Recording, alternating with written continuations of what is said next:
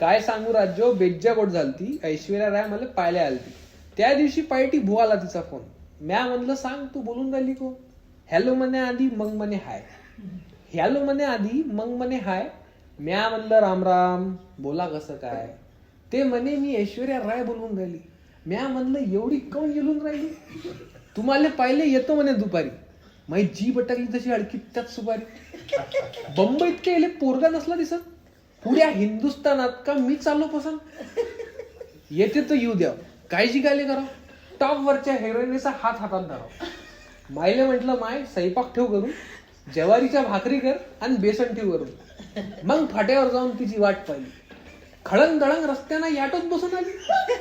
गालाले powder, होटाले लाली, तिच्याकडे पाहून माझ्या जीव करेवर खाली. अंगात होते तिच्या माणसाचे कपडे, डोक्याचे केस जसे उंदराला कापले. हातात नव्हत्या बांगड्या, कपायानं बोंडी, ततून तिला आणायला मिळालेली ती बंडी.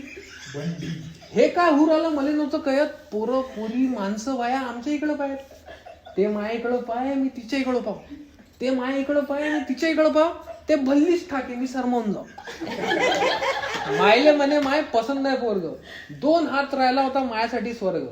ऐश्वर्या राय झालीच ती माया घरची सून, पण तितक्यातच राजा मी उठलो झोपेतून.